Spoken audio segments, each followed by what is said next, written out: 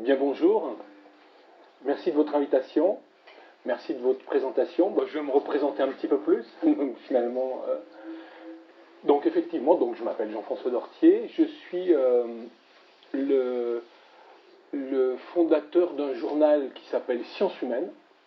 J'en ai quelques numéros. Alors Sciences Humaines, c'est un magazine que j'ai créé il y a longtemps maintenant, bientôt 30 ans, dont l'objet est très simple, c'est d'essayer de comprendre cet animal étrange qu'est l'être humain. Oui, alors sciences humaines. Alors les sciences humaines, vous savez ce que c'est une galaxie de disciplines dans lequel on met la sociologie, la psychologie, l'anthropologie, l'histoire, la géographie. Moi j'y mets même l'éthologie, la science des animaux, parce que je pense que les êtres humains sont des animaux, et la philosophie, parce que nous sommes aussi des êtres qui avons un sens moral, peut-être une transcendance, on va en parler, on s'intéresse sur bon. Donc je pense que l'être humain ne se laisse enfermer dans aucune discipline. Donc j'ai été présenté comme sociologue, et pour faire sérieux, souvent, parce que c'était ma discipline de formation, et mon premier métier c'est d'être sociologue, mais en fait j'ai créé une nouvelle discipline pour étudier l'être humain, c'est l'humanologie, parce que je pense que l'être humain ne se laisse enfermer dans aucun filet d'une seule discipline. Alors l'avantage de créer une discipline, l'humanologie, c'est que vous êtes tout seul, donc vous êtes libre, vous en faites ce que vous en voulez. Le désavantage, c'est que vous êtes très très très seul, et vous avez affaire à des spécialistes. Donc je travaille beaucoup pour faire Sciences Humaines, qui est un mensuel diffusé en kiosque, avec des neuroscientifiques, des anthropologues, des historiens, des Sciences Po, pour traiter de sujets aussi différents que le cerveau. Ça c'est le dernier numéro qui va sortir d'ailleurs demain en kiosque, la semaine prochaine. Le précédent, celui qui est en kiosque actuellement, s'appelle Les Humains, Révolution dans nos origines, et on traite de tas de sujets, de la psychologie de l'enfant à la philosophie, en passant par l'anthropologie des aborigènes, puis aussi parfois la religion. Parce que la religion, c'est un sujet que les sciences humaines ont cherché à appréhender à leur manière. Et donc, on m'a fixé ce difficile défi de répondre à cette question, y a-t-il un besoin de croire ? C'est un sujet difficile, mais moi j'aime bien les sujets difficiles. Je ne prétends pas avoir une réponse là-dessus. Comme il a été dit, je n'ai pas parole d'évangile, loin de là. Je vais essayer de vous présenter quelques théories qui circulent sur le sujet, en employant une méthode qui est la mienne. C'est que face à un problème difficile, un problème mystérieux comme celui de la croyance, je fais moi habituellement ce que Rousseau appelait son magasin d'idées. Je rassemble des théories, je les compare, je les confronte entre elles aux faits que je connais, et puis j'essaye de faire ma petite cuisine pour essayer d'y voir un petit peu plus clair. Et quand j'ai compris quelque chose, j'essaye de l'expliquer dans mon magazine. Donc c'est un prétexte aussi à un échange. Donc je ne vais pas parler trop longtemps pour qu'on puisse échanger sur ce sujet qu'est la religion.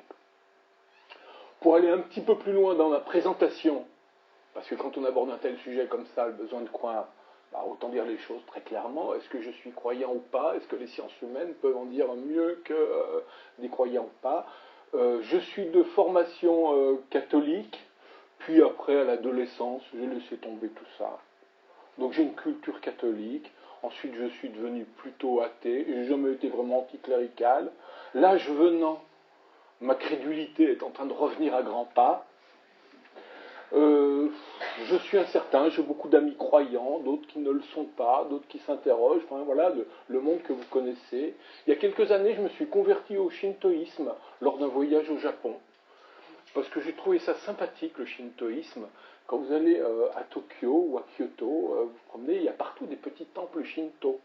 Alors un temple shinto, c'est des petits animaux, des divinités qu'on appelle les kami, qui peuvent prendre la forme d'un petit renard avec une bavette, ou vous les voyez dans les magasins, le petit chat. C'est des divinités souvent animales, alors à qui on vient vouer un culte qui n'est pas vraiment un culte. En gros, bon voilà, vous êtes une femme enceinte, vous allez voir le petit kami Inari, qui est le kami renard qui protège les femmes enceintes et la santé des enfants. Vous mettez un petit verre de saké, vous tapez dans les mains, et vous lui demandez sa protection. Alors évidemment, Est-ce que les gens y croient vraiment, n'y croient pas? Mais en tout cas, c'est quelque chose qui se pratique. Au Japon, d'ailleurs, il n'y a pas vraiment de dogme très précis sur les religions, parce que vous pouvez naître shintoïste, vous marier chrétien, parce que ça se fait beaucoup de se marier chrétien, parce que la cérémonie est belle, et puis mourir bouddhiste, parce que les principaux cimetières, ceux qui ont le marché de la mort au Japon, c'est les bouddhistes. Mais tout ça n'est pas vraiment, donne pas lieu à des débats théologiques très très forts, et le degré de croyance des gens, c'est quelque chose qui est mystérieux. Donc c'est un petit peu par jeu que je me suis converti au shintoïsme, bien sûr. Je ne suis pas converti, je n'ai pas la foi du charbonnier. Disons que je trouvais ça sympathique, puis surtout ça décentrait un peu de la façon dont on aborde les religions en Occident. Parce que le shintoïsme, évidemment, ça ressemble à une religion, aux religions premières, comme on dit aujourd'hui, c'est-à-dire à l'animisme, puisque ce sont des dieux animaux, ou des représentations de dieux qui ont en tout cas des formes animales. Et puis il y en a des milliers. Il y a les dieux de la forêt, du soleil, il y a aussi les dieux locaux, il y a plein de choses, mais il y a quand même des temples. Alors, voilà pour ma présentation. Abordons le sujet maintenant, justement, mais on est déjà rentré un petit peu dedans. Faut peut-être définir un peu le sujet, qu'est-ce qu'une religion, parce que c'est pas aussi simple que ça à définir ses contours. Donc j'essaye de l'aborder justement dans un cadre assez large, pour se décentrer, comme je disais. Alors, dans un cadre assez large, c'est-à-dire que c'est un phénomène qu'on trouve dans toutes les sociétés humaines et à toutes les époques, ce qui ne veut pas dire que tout le monde croit, mais en tout cas, on ne connaît pas de société vraiment qui aurait échappé au phénomène religieux, que j'essaye de définir par 4 critères qui me paraissent cerner le sujet. Je ne dis pas que c'est une définition consensuelle, il n'y a pas de définition consensuelle de ce que c'est une religion. Est-ce qu'il y a par exemple des religions sans Dieu? Est-ce que le bouddhisme c'est une religion, puisque certains disent qu'il n'y a pas de Dieu? Le confucianisme chinois aussi, c'était pas vraiment une religion, mais une spiritualité. Bref. Donc moi je donne 4 critères pour définir mon champ. Pas des critères rigoureux, je n'impose pas cette définition-là, mais c'est pour étudier mon sujet. Alors le critère d'abord, c'est, effectivement, il faut qu'il y ait une croyance en l'au-delà. Un au-delà, qu'est-ce que c'est? C'est un monde qui est différent du monde matériel. Il peut être aux cieux, il peut être sous terre, il peut être, peu importe. C'est un monde spirituel qui échappe au monde ordinaire, qui est peuplé en général d'esprits, de divinités, de déités. Alors, ces esprits, si vous allez dans les religions vaudou, en Côte d'Ivoire, au sud de la Côte d'Ivoire, vous avez des esprits des ancêtres, mêlés aux esprits de la forêt. Vous avez au Japon les kami. Bon, si on était à Rome, en Grèce, peut-être que le domaine des dieux, c'est celui de Zeus, de Mars, d'Héraclès, des mythologies. Donc, une diversité, premier critère, un au-delà, peuplé de dieux. Le deuxième critère, pour que ce soit important, parce qu'il ne suffit pas qu'il y ait un au-delà avec des personnages. Alors, ces divinités, c'est toujours des gens qui sont dotés de super pouvoirs. En général, ils ont créé le monde, ils interviennent parfois dans le monde réel, parfois ils restent dans leur sphère, mais c'est toujours des personnages, c'est des personnages importants, bien sûr. Mais ça ne suffit pas pour en faire une religion, de croire à l'existence d'un au-delà, c'est-à-dire d'un monde qui échappe à notre monde ici-bas, peuplé d'êtres spirituels, parce que sinon, la croyance aux fantômes serait une religion, ou la croyance aux extraterrestres serait une religion, puisque c'est bien un au-delà, d'une certaine façon, peuplé de personnages dotés de super-pouvoirs. Bon, donc il faut un deuxième critère, selon moi, c'est le culte. C'est-à-dire que ces dieux, ou ces divinités, ces esprits, on leur voue un culte, c'est-à-dire on leur demande quelque chose, soit la protection, en général c'est la protection. Troisième critère, c'est à chaque religion est souvent associée une morale. C'est-à-dire qu'une religion c'est un guide de vie qui vous dit ce qui est bien, ce qui est mal, ce qu'il faut faire, ce qu'il ne faut pas faire. Ça peut être une morale individuelle, ça peut être une morale sociale. Et donc ça c'est un critère important pour moi qui définit aussi ce qu'est une religion. Et puis le quatrième critère, c'est pour pouvoir accéder à ces divinités, il faut des médiateurs. Alors le médiateur, ça peut être une personne, un prêtre, un rabbin, un chaman, un prêtre bouddhiste, un moine, bon. Ou alors des objets, des lieux, qui sont des accès, des clés d'entrée dans le sacré.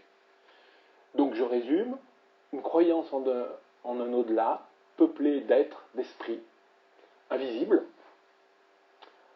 2, un culte, fait de prières, de liturgie, de messes, de cérémonies, individuelles ou collectives. 3, une morale, qui définit le bien et le mal. 4, des lieux et des personnages sacrés qui nous permettent de contacter ce monde invisible. Alors évidemment, c'est une définition arbitraire et vous trouverez des tas de situations intermédiaires. Bon. Alors la question de départ, c'est pourquoi on croit à de telles choses. Parce que c'est quand même quelque chose de bizarre. C'est bizarre quand même. Surtout, alors, à la fois d'ailleurs pour un croyant ou un non-croyant, de croire qu'il existe des êtres dotés de super pouvoirs, genre Jésus-Christ, qui est arrivé, qui serait né d'une mère vierge, enfantée par un Dieu, qui à l'âge de 11 ans décide de transformer de l'eau en vin, ensuite qui multiplie les pains, qui fait des miracles, qui donne même la vie à quelqu'un, puis qui mord sur une croix, et puis voilà, tout ça c'est quand même bizarre. Aussi bizarre que le sont les kami, aussi bizarre que le sont les mythologies gréco-romaines ou Ganesh, le dieu éléphant des hindous. Donc pourquoi on croit à des choses aussi bizarres? Je vous propose 3 hypothèses qui sont des constructions qui ont été faites par les psychologues de la religion, et puis on va en discuter pour voir quelle est leur pertinence ou leur validité relative. La première, c'est celle qui explique qu'il y a au cœur des humains un besoin de croire qui est un besoin de sacré et de transcendance. Nous sommes des homo religiosus. Il y aurait quelque chose qui ferait qu'au sein de notre cerveau ou notre cœur, qui nous pousse à croire. 2, la thèse de la consolation. C'est-à-dire on croit, est-ce que finalement la religion ne serait pas en quelque sorte une sorte de joker métaphysique pour résoudre le problème angoissant de la mort? C'est une thèse courante qui a été présentée dans les sciences humaines. Et puis 3, la thèse de la croyance. Comment est-ce qu'on peut croire à des choses aussi étranges, aussi extraordinaires que celles de ce monde fabuleux des divinités? Et quel est le rapport entre la connaissance et la croyance? Est-ce que ça explique vraiment le monde? Est-ce qu'on croit vraiment? Est-ce qu'on peut croire sans croire? Bon. Alors j'explore ces 3 thèses les unes à une, en disons, une demi-heure, et puis après on discute. Et puis ensuite je vous dirai moi ce que je crois, sur quoi mes conclusions personnelles, mais c'est évidemment l'objet de discussion. Alors la première chose, le besoin de croire viendrait, ça c'est une première théorie qui a été défendue dès le XIXe siècle, lorsque s'est formée une science des religions, une science laïque des religions, qui se distinguait de l'ancienne théologie. C'est la thèse du besoin de transcendance. Les êtres humains, par nature, ils ont besoin de croire. Pourquoi? Parce qu'on imagine, alors c'était une thèse qui circulait dans les milieux mythologiques, qui étudiaient les peuples primitifs, on disait bien, l'être humain, dès lors qu'il observe la nature, il a affaire à des phénomènes qui le dépassent, le soleil qui se lève le matin, la nuit qui éclaire le ciel dans les étoiles, les orages, les arcs-en-ciel, et il est fasciné et effrayé par la nature, par les forces de la nature. D'où ça vient l'orage avec ses éclairs? Est-ce que ça ressemble bien à quelqu'un qui se fâche? La pluie, c'est les dieux qui pleurent. Le tonnerre, c'est la foudre. Bon, donc on va donner à la nature un caractère sacré. Et on va transformer les éléments de nature en force divine. Donc ça, c'est la théorie qui a été défendue notamment par Rudolf Otto, qui était un des grands psychologues de la religion allemand du début du XXe, et qui développe la théorie du numineux. Alors le numineux, qu'est-ce que c'est? C'est un terme bizarre, mais enfin qui renvoie au mana, c'est-à-dire aux forces de la nature, qui existent et que dans beaucoup de peuples premiers, de chasseurs-cueilleurs, on a toujours ces forces-là. Les religions des chasseurs-cueilleurs sont souvent des religions animistes qui attribuent aux forces de la nature, aux animaux, aux plantes, du moins à certaines d'entre elles, et surtout aux astres, un caractère sacré. Donc émerveillement plus crainte, ce serait le premier élément de la croyance. Tout ça est à relier aussi avec l'existence d'un esprit, parce qu'on voit les orages, il faut imaginer derrière qu'il y a une personne qui commande les orages, ou qui fait advenir un arc-en-ciel comme un signe. Donc il faut croire à l'au-delà. Alors, croire à l'au-delà, c'est une deuxième théorie qui est celle de l'animisme naturel. L'animisme naturel, c'est un anthropologue qui s'appelle Edward Tiller, qui le développe déjà dès le XIXe siècle, et qui il part d'une idée toute simple, il dit l'être humain, par définition, il est amené à croire à l'au-delà. Pourquoi? Parce qu'il croit aux âmes, parce qu'il en a une. C'est-à-dire qu'il se vit lui-même comme quelqu'un ayant des représentations mentales, des rêves, un imaginaire qui est distinct de son corps. Quand je rêve, j'ai bien conscience que je suis dans un monde qui est un monde parallèle.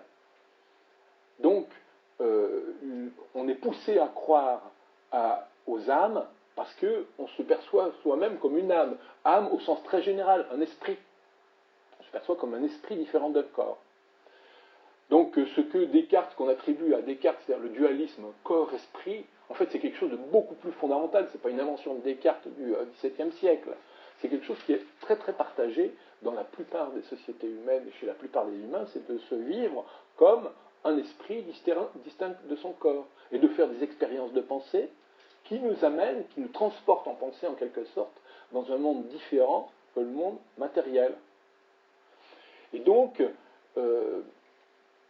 cette idée d'animisme, elle est aujourd'hui reprise par tout un courant de la psychologie contemporaine qu'on appelle la psychologie évolutionniste, qui dit que ce n'est pas simplement les primitifs et les enfants, parce que l'idée de l'animisme naturel a été défendue aussi par un psychologue qui s'appelle Jean Piaget, le grand psychologue d'enfance, qui dit que les enfants sont naturellement animistes, c'est-à-dire naturellement ils attribuent à la nature des pouvoirs magiques et une sorte de personnalité. Tiens, la lune me suit, le soleil se lève pour nous éclairer, les animaux peuvent parler, puisqu'on leur raconte des contes où il y a le loup qui parle. Bon.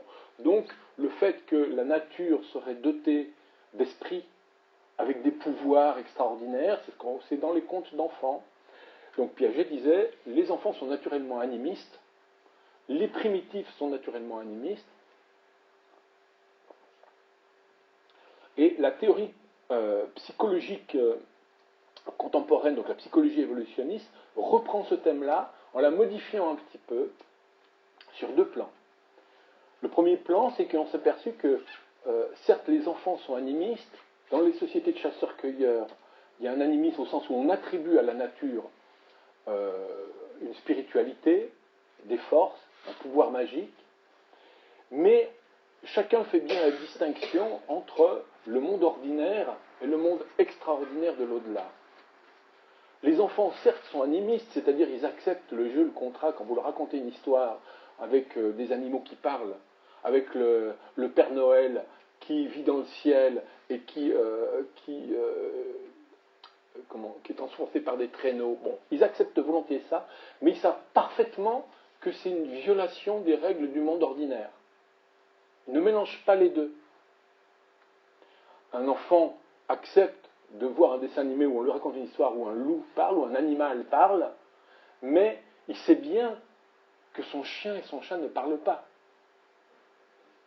Il accepte qu'il y a en fait deux mondes, il distingue bien. Alors Piaget lui pensait que les enfants ne mélangeaient les deux.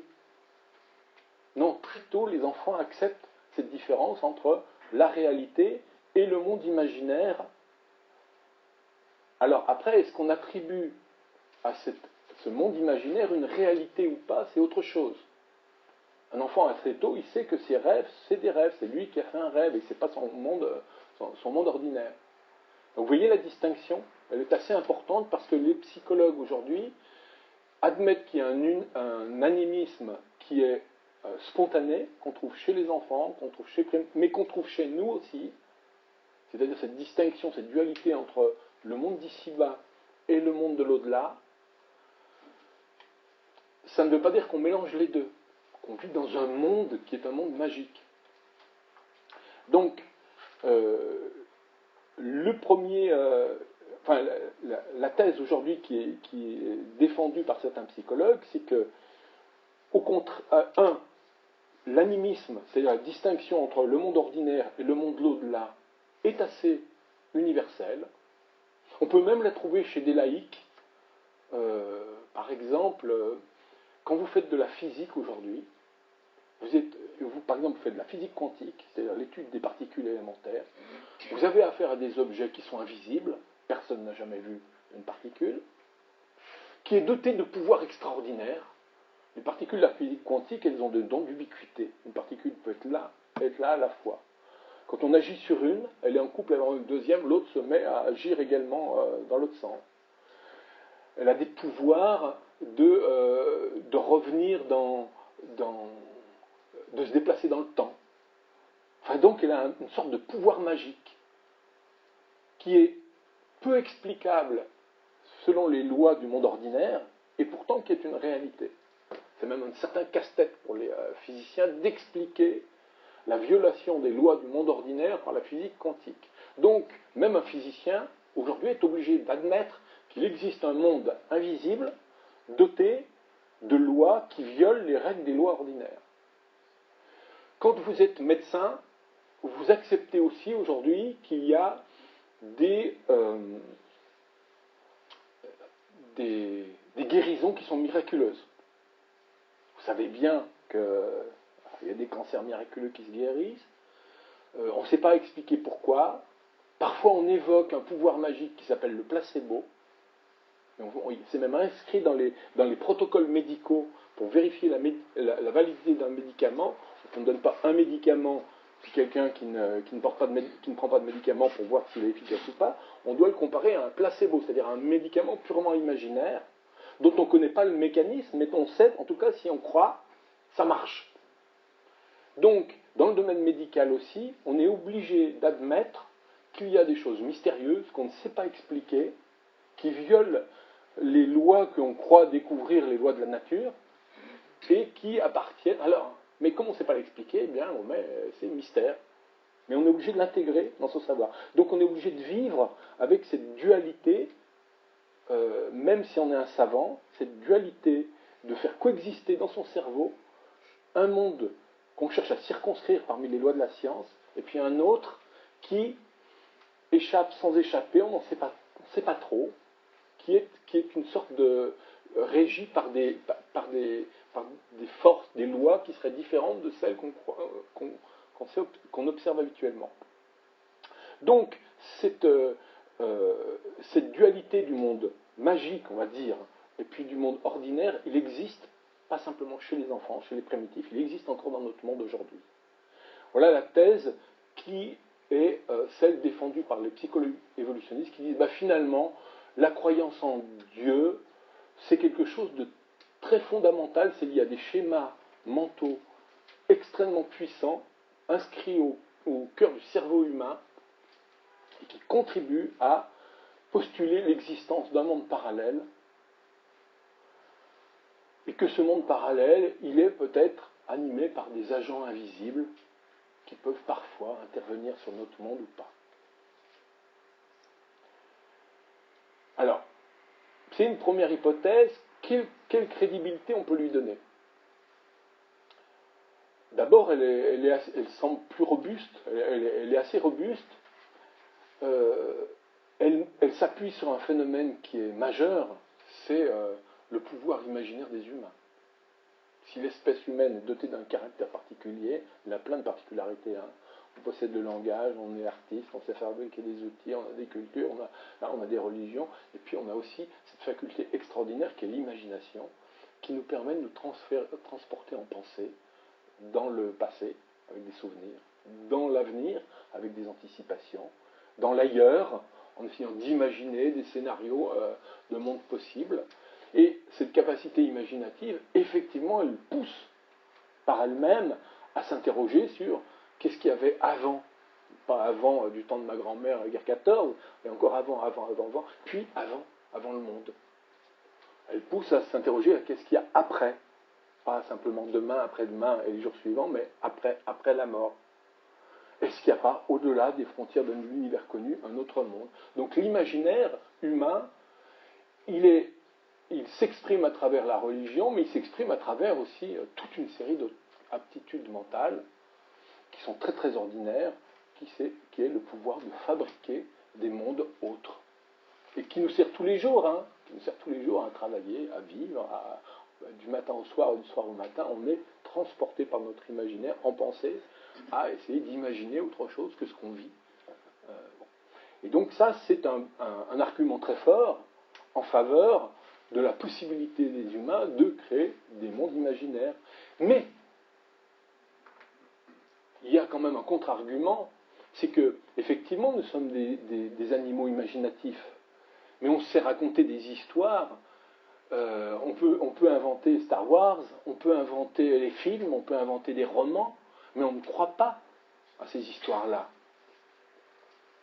Donc la théorie de l'animal imaginatif qui est portée à créer des univers religieux n'explique pas pourquoi on y croit. Parce qu'on peut inventer l'histoire de Roméo et Juliette, on peut inventer des licornes, mais personne ne croit à la réalité de ces licornes. Le propre de la religion, c'est que si on admet que c'est une invention humaine, une invention imaginative, c'est qu'on lui accorde un certain crédit.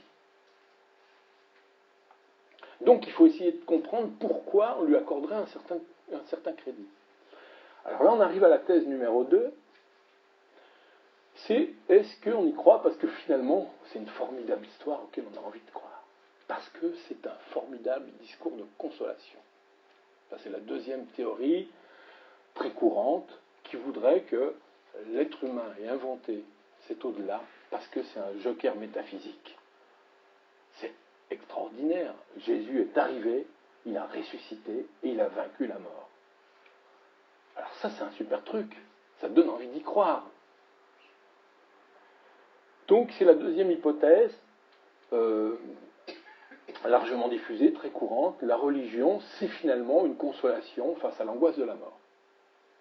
Et toutes les religions, enfin pratiquement toutes, ont une vision de l'au-delà, c'est-à-dire de la vie après la mort. Pour autant, cet argument-là, l'argument de la consolation, si on veut, il se heurte quand même aussi à deux contre-arguments solides. C'est que si la religion était en quelque sorte une réponse à l'angoisse de la mort, pourquoi avoir inventé un au-delà aussi ambigu, aussi tourmenté que l'ont fait la plupart des religions humaines? Parce qu'aujourd'hui, on a tendance à penser, notamment quand on est chrétien, que l'au-delà, c'est le paradis. L'enfer, on l'a un petit peu mis de côté, il n'est plus très peuplé en ce moment.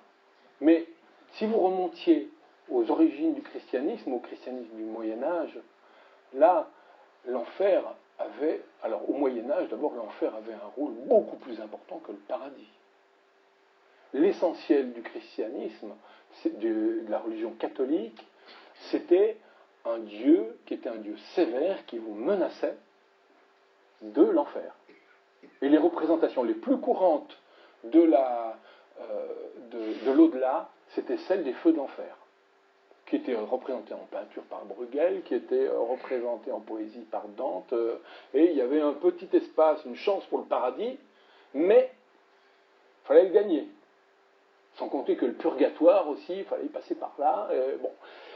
Donc, on peut s'interroger pourquoi avoir, si la religion c'était une façon de se vacciner contre l'angoisse de la mort, pourquoi on aurait imaginé un au-delà aussi ambivalent, avec des récompenses, mais le risque majeur qui est de tomber dans les feux de l'enfer. Et si vous prenez d'ailleurs beaucoup de religions du monde, vous avez le livre des morts des Égyptiens, là aussi c'est pareil, hein, c'est un chemin de croix si je puis dire, hein, le fait de pouvoir accéder au salut de l'âme. Il faut traverser des fleuves, il faut s'affronter à des monstres, bon. Donc c'est un chemin extrêmement difficile. Si vous prenez le livre des morts tibétains, c'est pareil. Le livre des morts tibétains, vous avez d'abord 3-4 jours de pleine lumière après votre mort, puis ensuite vous rencontrez des divinités, Bouddha, mais qui vous font des épreuves aussi. Si vous ne passez pas les épreuves, tac, vous retombez là dans la résurrection. La résurrection, espoir des chrétiens, mais enfin chez les bouddhistes c'est quand même une damnation. La résurrection, vous pouvez vous transformer en cochon, en serpent, en scorpion, et il faut recommencer un cycle. Bon. Donc c'est pas très très attractif.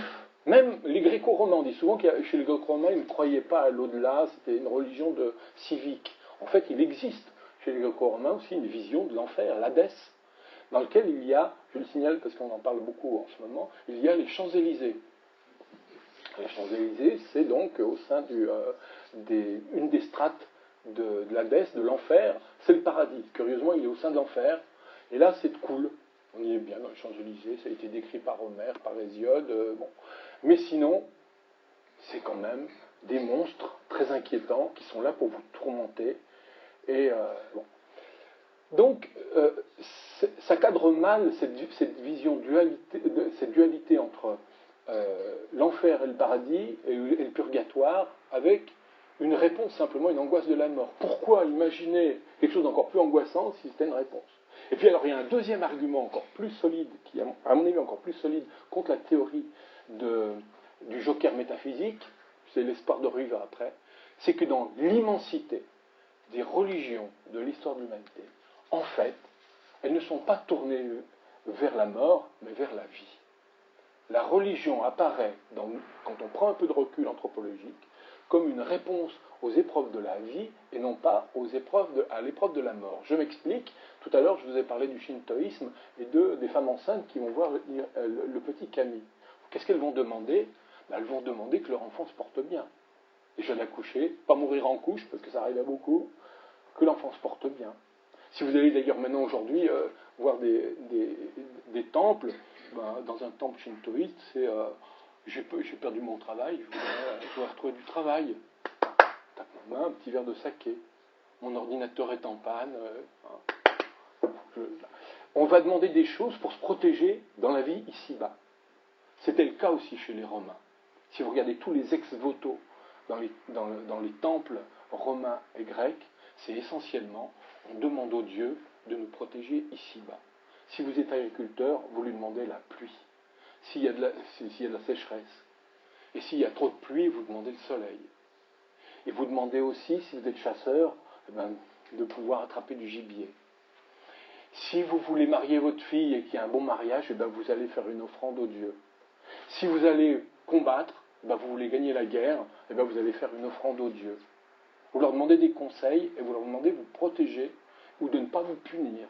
Si vous avez quelque chose, des maladies, le sort qui s'acharne sur votre famille, si vous avez fait quelque chose de mal, alors vous allez sacrifier quelque chose au Dieu.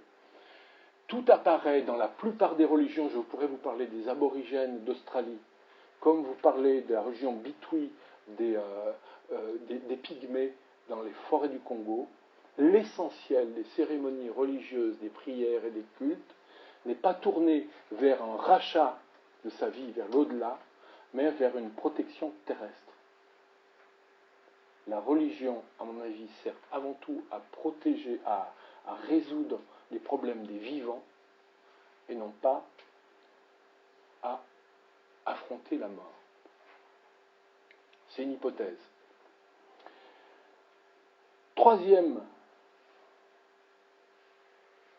piste, alors je reprends le raisonnement. 1. Croyance à la transcendance. Nous serions portés à croire à un au-delà peuplé de divinités. 2. Nous serions portés à y croire à ces histoires fabuleuses parce qu'on en a envie, non pas forcément pour nous racheter de l'au-delà, avoir une sorte de ticket pour l'au-delà, mais pour nous protéger ici-bas. Mais là encore, ça n'explique pas tout, parce qu'il faut y croire quand même à ces histoires. Il faut croire qu'en allant à la Saint-Hubert, aller prier le Saint-Hubert, ça va favoriser la chasse. Quand même. Des primitifs, des enfants peut-être, mais des adultes. Et des adultes modernes, un peu, qui plus est. Donc il y a quelque chose qui est fort de café là-dedans. L'autre jour, j'étais à une cérémonie funéraire pour quelqu'un de proche. Donc voilà, c'était une messe catholique. Il y avait là de la famille, certains croyaient, d'autres non. Et puis je me suis replongé dans un univers où le prêtre disait, rappelait la communion toute simple, ce qui était le pain qui est le corps du Christ, le vin qui est le sang du Christ. Et je me dis, mais dans quelle mesure les gens peuvent croire à des choses pareilles? Ils le font, mais ils n'y croient pas vraiment. Alors comme en plus c'est ma belle-fille, qui est une fille cultivée, qui a fait des études supérieures et qui a une grande place dans la fonction publique, je la connais bien, et je sais bien que si je lui posais des questions là-dessus, elle ne saurait pas trop répondre, c'est pas trop son problème. Mais quand même, voilà, elle récitait ces choses-là. Donc la troisième idée, quand même, qui survient, c'est comment on peut croire à des choses pareilles, les choses pareilles étant la Genèse, Dieu qui a créé le monde en 7 jours, puis qui aurait créé Adam avec, certains disent, un bout d'argile, puis Ève, puis ils auraient fait 2 enfants, et puis qu'un aurait tué Abel, puis après Dieu aurait trouvé que ça se passait mal, il aurait envoyé le déluge, enfin bon, vous connaissez la suite. Comment est-ce qu'on peut croire à des choses pareilles? Alors, en fait, quand on observe les croyants, tous les croyants, on s'aperçoit que la plupart des gens croient sans croire. Ça, c'est un point extrêmement important pour essayer de justifier l'existence de tout le cérémonial et de tous les discours religieux. Qu'est-ce que ça veut dire croire sans croire? C'est-à-dire qu'il y a 2 phénomènes majeurs qui ont fait que, très vite, les croyants, quand je dis très vite, dès qu'une religion se crée, aussitôt se crée un discours qui vient se superposer au premier discours, par exemple, Dieu a créé le monde en 7 jours. Eh bien, il y a un discours qui vient se superposer en disant, non mais, il ne faut pas prendre ça au premier degré. Quand on dit que Dieu a créé en 7 jours, ça veut dire qu'il y a eu 7 périodes de création. Et puis Dieu, voilà, mais Saint Augustin posait la question, Dieu a créé, qu'est-ce qu'il faisait avant Dieu, avant la création? Et puis il était où? Puisque la création, c'est lui. Alors on est pris au piège. Alors très vite, les théologiens ont essayé de répondre à ces questions-là. Et dans toutes les religions, prenons le cas du judaïsme ou du christianisme, on s'est mis à superposer un deuxième discours au premier discours littéral pour dire qu'il ne faut pas prendre au premier degré. Donc si vous allez en Égypte au début du christianisme, vous avez là des chrétiens, vous avez des juifs, d'ailleurs les chrétiens sont des juifs, Alors ils commencent à développer un discours. Il y a par exemple Philon d'Alexandrie, qui est un des représentants de la théologie judaïque, dit il faut le discours, le texte premier de la Bible, il faut le prendre de façon allégorique. C'est-à-dire, par exemple, Jérusalem, la résurrection des morts dans le judaïsme ancien, c'est la résurrection dans le royaume d'Israël. Alors, le royaume d'Israël, il faut retourner en Israël, et puis d'un seul coup, c'est là que ça va se passer. Non. Jérusalem, c'est la Jérusalem céleste. Donc la Jérusalem céleste, c'est quoi? C'est la cité de Dieu, dira plus tard saint Augustin. Donc il ne faut pas prendre au premier degré le royaume d'Israël, il faut le prendre au deuxième degré, c'est la cité de Dieu. un discours littéral, un discours allégorique. Alors, ensuite, il va y avoir superposition de discours comme ça. Au Moyen-Âge, même, il y a 4 niveaux de lecture d'un texte religieux. Vous avez saint Thomas d'Aquin qui théorise ça. Vous avez le discours littéral, le discours moral, le discours spirituel et le discours anagogique. Alors, le discours anagogique, ça veut dire quoi? C'est de la métaphysique. Par exemple, je peux être chrétien, croire à Jésus-Christ, sans forcément être très sûr que ce Dieu aurait envoyé, que Jésus-Christ, qui a peut-être existé, serait envoyé par Dieu le Père, mais il représente une force magique qui est la force d'amour. Donc je crois en fait à l'amour. Il existe quelque chose qui s'appelle l'amour. Alors ça a été raconté sous une forme humaine à travers un discours qu'on peut prendre comme mythologique ou au premier degré, l'existence de Jésus-Christ, ou une vision historique des choses, mais peu importe ce qui m'intéresse moi dedans, quand je dis ce qui m'intéresse moi, un discours qui est un discours presque mystique, consiste à dire, je me détache du texte premier pour pouvoir faire une lecture spiritualiste ou métaphysique. Donc là, ça permet d'avoir finalement un discours religieux qui est totalement irréfutable, puisque vous ne pouvez jamais prendre au premier degré en disant « Franchement, vous y croyez ?» Si je demande à ma belle-fille « Tu y crois la multiplication des pains? La résurrection de Saint-Lazare? Tu crois des trucs comme ça ?» Non, mais c'est l'histoire du Père Noël, ça ne marche pas comme ça. Alors évidemment, elle n'y croit pas, mais elle est embêtée, elle ne veut pas dire non plus « Je n'y crois pas ». Elle est dans une zone incertaine entre la croyance et l'incroyance, qu'on appelle aujourd'hui, les historiens appellent ça les régimes de croyance. Alors les régimes de croyance, c'est justement entre la foi et le doute complet, c'est que vous avez toute une frange de situations intermédiaires, c'est que vous croyez sans croire. Parce que je ne sais pas. Alors par exemple, si vous allez en Inde, et vous allez demander à un hindou adepte de Shiva ou de Ganesh, tu y crois franchement au dieu Ganesh avec le dieu éléphant? Tu vas au temple, il y a le dieu Ganesh, tu lui fais des offrandes, tu crois à ça? Ben, il va dire, je sais pas, moi je suis pas spécialiste, pour aller voir, va demander aux moines, va demander aux prêtres, aux brahmanes, va demander aux brahmanes, moi j'en sais rien. Je ne suis pas cultivé, moi je ne suis pas théologien. Je le fais parce que c'est comme ça. S'il est un peu plus cultivé, il va dire ouais, bon, c'est peut-être pas comme ça que ça s'est passé, mais en tout cas, c'est comme ça que les divinités ont transmis aux humains la croyance.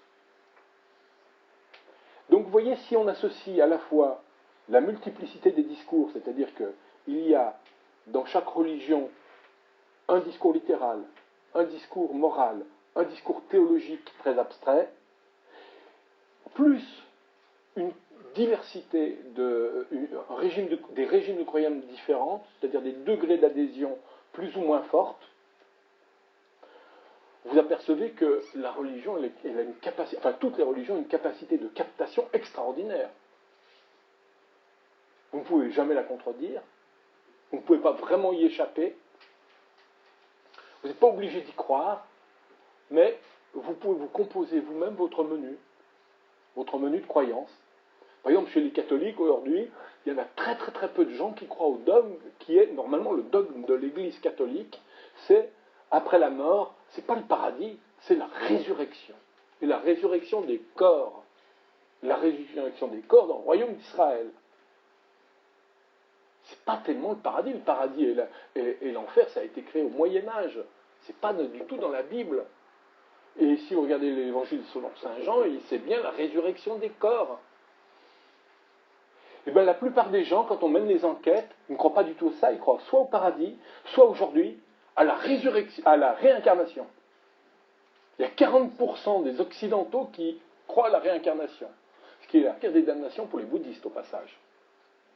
Nous, on a envie de se réincarner. On dit c'est chic, ça me fait comme les chats, ça me fait 7 vies. Bon. Et c'est une damnation chez les bouddhistes, puisque eux, ils pensent qu'à chaque fois revivre, il faut recommencer une fois. Donc, quand vous avez les 4 nobles vérités du Bouddha, vous savez, la vie est souffrance. La souffrance est égale à la frustration. Pour supprimer la souffrance, il faut supprimer les frustrations, donc le désir inassouvi. Pour cela, il faut suivre les 4 nobles vérités. Enfin bon, comme la vie, c'est dur, eux, ils n'ont pas envie de se réincarner. Ils cherchent l'abolition, la fin. La fin, c'est pas le nirvana, c'est l'extinction définitive. Nous, on espère l'inverse. Donc, allez, encore 3 minutes. On résume. 1. Il n'y a pas de mais dans le 3. Pardon? Ah, il n'y a pas de mais dans le 3. Ah oui, vous voulez que je dise un mais? Ah oui, non, une contre... non. Ben oui, une contre-proposition. Ah oui, une contre-proposition. Ah oui. Ah, bien vu. Bien vu. Ben, c'est d'y croire sans y croire, finalement. Oui. Quand on met... Oui, c'est vrai. Mais quand même, c'est une bonne... Enfin, normalement, je présente une théorie, j'essaye de présenter l'objection à cette théorie. De croire sans y croire.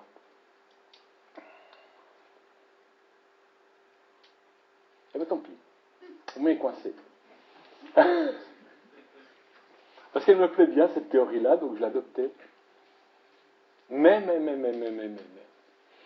Et si c'était vrai? Et si c'était vrai?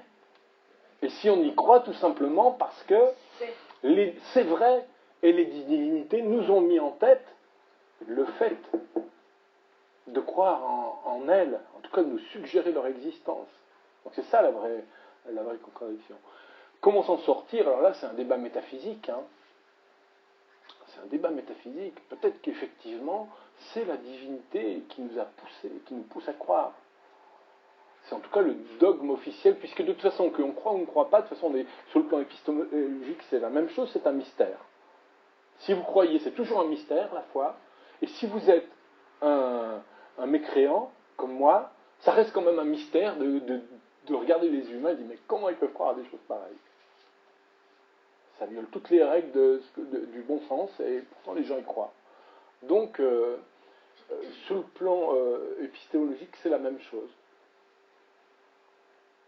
Il y a un psychologue anglais, je vais retrouver son nom, il s'appelle Barrett, qui est à la fois croyant et qui tente de faire une explication psychologique de la croyance. Il dit, mais vous pouvez donner toutes les explications que vous voulez, ça n'empêche pas Dieu d'exister. De la même façon que vous pouvez donner des explications biologiques de l'amour, physiologiques, ça n'empêche pas que j'aime ma femme elle-même, et l'amour donc existe, entre nous deux existe. Donc, donner des explications à la croyance ne dit rien sur le fait que la croyance soit vraie ou soit fausse. Bon, c'est une pirouette, je vous avoue, vous m'avez coincé. Alors, je résume. Et c'est une invitation à la discussion. Premier point, je vais retrouver mon premier point. Il existe sans doute un penchant naturel à croire, c'est-à-dire l'être humain est porté à croire parce que c'est un animal imaginatif. Il a une capacité de se raconter des histoires qui est extraordinaire. Des vraies, des fausses. Voilà. Nous sommes des êtres imaginatifs. C'est pour ça que nous construisons, nous sommes des ingénieurs, on est capable de construire des tas de trucs formidables. Ça, c'est un produit de l'imagination. Tous les objets qui nous entourent ont été rêvés avant d'avoir été construits. On peut démontrer que le langage humain, c'est aussi un produit de l'imagination. On peut montrer que l'anticipation, le passé, l'artiste, si nous sommes aussi richement dotés, en tout cas c'est la thèse que je soutiens dans un livre qui s'appelle L'homme, cet étrange animal, justement, eh bien, c'est que nous sommes des êtres imaginatifs. Donc nous sommes poussés à croire. Mais qu'est-ce qui nous pousse à accorder de la vérité à ces croyances? Est-ce que c'est ce que j'ai appelé le joker métaphysique? C'est-à-dire que c'est un vaccin contre la mort? Pas forcément. Pour moi, je crois que c'est plutôt quelque chose qui nous sert à vivre. C'est ça la force des religions. C'est d'être un remède à toute une série de maux de l'existence. parce qu'elle apporte non seulement des explications, mais elle apporte surtout un réconfort moral. Elle apporte des outils pour affronter la maladie, pour affronter les épreuves de la vie. C'est une sorte de kit existentiel extraordinaire, parce qu'elle me dit aussi, chaque religion, je l'ai dit au départ, elle apporte un sens du bien et du mal, une vision de soi qui peut être... je vais finir là-dessus. Une vision de soi qui peut être très héroïque pour celui qui se pense saint, martyr d'Allah ou de Dieu, ou alors une vision très simple de l'homme de bien. Parce qu'une religion, c'est d'abord et avant tout, pour la plupart et l'immensité des croyants, c'est être quelqu'un de bien. C'est d'être pudique, c'est de servir les autres, c'est d'être... voilà. Donc c'est une sorte de kit existentiel qui nous permet d'une sorte d'humanisme ordinaire, et qui fait que toutes les sociétés ont inventé ça aussi, c'est tu dois te comporter bien dans la vie, tu dois être quelqu'un de bien. Et troisièmement, pourquoi on croit à ça ? Parce que c'est irréfutable. Et c'est irréfutable, non pas que Dieu on puisse le démontrer ou démontrer sa non-existence, mais parce qu'il y a tous les régimes de croyance qui s'entremêlent. Il y en a pour tout le monde. Il y en a pour les métaphysiciens, celui qui veut faire de la mystique, ou plutôt la métaphysique, essayer de dire, comme l'a fait Plotin au IIIe siècle après Jésus-Christ, le Christ en fait c'est le un de Platon. Donc le un c'est quoi ? C'est la totalité, l'unité. Et donc je peux y passer ma vie à essayer de construire une métaphysique de Dieu, comme l'a fait saint Thomas d'Aquin aussi dans sa Somme théologique. Il y a une voie pour les mystiques, celui qui veut se donner pleinement à Dieu et qui recherche des états de conscience particuliers qu'on retrouve dans toutes les religions, sous des formes soit, on peut en parler un peu des mystiques, sous des formes soit visionnaires à la Sainte Thérèse, ou des soudras hindouistes qui, après avoir pris du hashish, ont aussi des visions, ou les chamans d'Amérique latine, où il y a une vision mystique qui est une vision plus, on va dire, océanique, disait Romain Rolland, plus abstraite, l'abolition du moi et la fusion dans le cosmos. Il y a une version bigote, il y a une version érudite. Donc vous pouvez partir du slogan de base ou avoir une théorie hyper sophistiquée, c'est irréfutable. Voilà des arguments qui expliqueraient le formidable succès des religions à l'échelle planétaire, qui fait que quand Nietzsche a dit en 1880 Dieu est mort, c'est fini, un siècle plus tard, on est obligé de constater, comme j'ai lu il n'y a pas très longtemps sur un graffiti, non, Nietzsche est mort, signé Dieu. J'arrête là.